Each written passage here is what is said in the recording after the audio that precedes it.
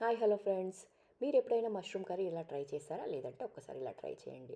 ఇక్కడ వీడియోలో చూపించినవన్నీ తీసేసుకొని గ్రైండ్ చేసుకొని పేస్ట్ చేసుకొని అలా పక్కన పెట్టుకున్నాక మష్రూమ్స్ ఇలా పొడి పొడుగ్గా కట్ చేసుకొని ఆ పేస్ట్ అంతా ఇందులో వేసేసి మ్యారినేట్ చేసి ఒక హాఫ్ అన్ అవర్ పక్కన పెట్టుకుందాం.